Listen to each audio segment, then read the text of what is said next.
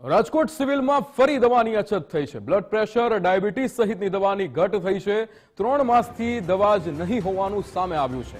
દવાની અછતને લઈને in charge medical ઓફિસરનું નિવેદન સામે આવ્યું। તેમણે કહ્યું કે જીએમએસસીએલમાંથી દવાનો જથ્થો આવતો હોય છે, સમયાંતરે દવા ખૂટી જાય તો ખરીદી કરી દવા પૂરી કરવામાં આવે છે।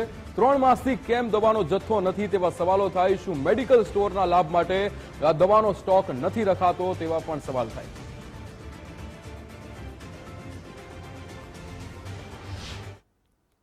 बोली है कि मेडिकल स्टोर पे मिलेगी, अस्पताल से अंदर से मिला है और दवा मिला है, ये नहीं मिला था। गोली नहीं थी। एक वो आपके लिए हाँ मेरे लिए મળીને આ એક 4 ટીકડી લેવાની હોય અલગ લેવું જ પડે દર બહારથી જ લેવી શેની દવા લ્યો છો? સોરિયાસિસ એમ નહીં, દવા શેની લ્યો? ચામડીનો રોગ સોરિયાસિસ છે ને એની દવા લો। ઈ દવા નથી એટલે બહારથી લેવા ખાવી જોઈએ। હા હું આ બીજો થકો છે। 15 દિવસ પછી પાછા આવ્યા હશો। પહેલી વાર મારે નહોતું હોવાનું, 8 દિવસનું કીધું પણ મજૂરી કરીએ એટલે પછી આપણે નહોતું હોવાનું। ત્યારે દવા મળી હતી ને? આ દવા મેં મેડિકલમાંથી અહીં સામેથી લીધી હતી। ત્યારે દવા નથી। અત્યારે પછી આમાંથી થોડીક લખી હતી એ મળી ગઈ હતી ત્યાં। હા પછી તો શું ખબર હોય આપણે। અત્યારે તો હા ટીકડી 3 ટીકડી જ લીધી છે। અત્યારે ના પાડી કે ના? હા અત્યારે નથી। પૈસા ના હોય તો સિવિલમાં આવતા ને તો અમારી ત્યાં છે ડેરીમાં પૈસા, અમે ત્યાંથી દવા ના લઈ લઈએ, પૈસા જ નથી તો જ અહીંયા આવતા હોય। ડાયાબિટીસ, બીપી ની, પગની તકલીફ છે, 2-3 બીમારી છે।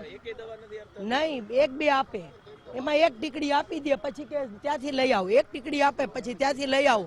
ચીઠીઓ બધી જાતની છે મારી પાસે।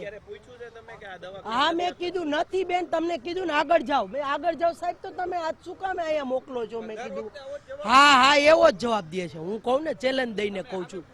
હા ઈ કે તમે વાંચી મેડિકલમાં લઈ લો, તમને લખી દીધી ને લેવી હોય તો લ્યો।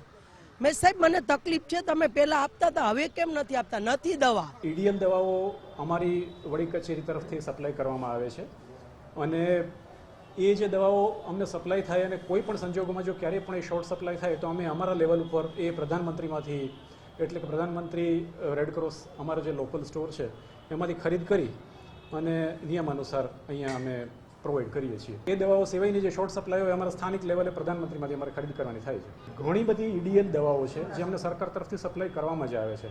હા અમુક વખતે એવું બને કે અમુક વખતે એનો જે હપ્તાવાર સપ્લાય હોય, હવે જ્યારે એક હપ્તો રિલીઝ થયો હોય એના પછી બીજો હપ્તો રિલીઝ થાય, એની વચ્ચેનો જે ગાળો છે એ દરમિયાનમાં જો અમારે એનું જે પુરવણી કરવી પડે એ પુરવણી અમે સ્થાનિક પ્રધાનમંત્રી સ્ટોરમાંથી ખરીદ કરી અને અહીંયા અમે સપ્લાય કરીએ છીએ।